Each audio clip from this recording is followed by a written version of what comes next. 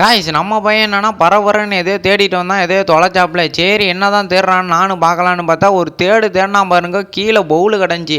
அடடே நம்மளுக்கு லக் அடிச்சிருக்கான்னு சொல்லிட்டு அவனை அந்த பவுல் எடுத்துகிட்டு சல்லு புல்லுன்னு நான் தான் அவங்க கோயம்புத்தூர் மாப்பிள்ளை இந்த இருக்கேன் வாழை தோப்புலன்னு சொல்லிட்டு வர ஆரம்பிச்சிட்டான். வந்து வாங்க கழுவோம் அப்படின்னு சொல்லிட்டு சல்லுன்னு கபாருன்னு அப்படியே தண்ணிக்குள்ளே போட்டான். அதில் உள்ள குப்பை எல்லாத்தையும் எடுத்து கீழே கொட்டிட்டு தண்ணி அப்படியே சரசரன்னு கழுவி ஆரம்பிச்சிட்டான். நல்லா பவுலை தேய்ச்சி கழுவிட்டு அதுலேயும் தண்ணியை பிடிச்சி ஒரு இடத்துல வைக்க ஆரம்பிச்சிட்டான். அப்படியே தேங்காய் வேற லெவலாக இருந்துச்சு. அவன்கிட்ட உள்ள டெக்கரேஷன் பொருளையெல்லாம் வச்சு அவன் மைண்டையும் வச்சு ஒரு டெக்கரேஷன் பண்ணான் பாருங்க, வேற லெவலாக இருந்துச்சு பார்க்கவே. சரி இது செம்மையாக இருக்குது அப்படின்னு சொல்லிட்டு வா மீன் வாங்க போகுன்னு சொல்லிட்டு சட்டு புட்டுன்னு எல்லாரையும் கூட்டிகிட்டு போக ஆரம்பிச்சிட்டான்.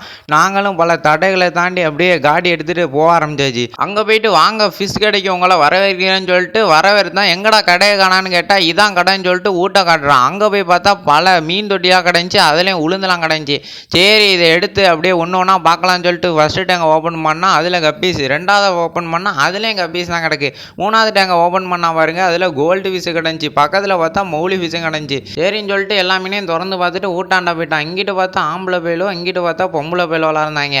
சரின்னு சொல்லிட்டு அதுலேருந்து ஒரு மீன் எடுத்துகிட்டு நம்ம பயிலும் வர ஆரம்பிச்சிட்டான். இதை செட் பண்ணுற வீடியோ விரைவில் வருது, பார்த்து எப்படி இருக்குன்னு சொல்லுங்கள். Bye guys.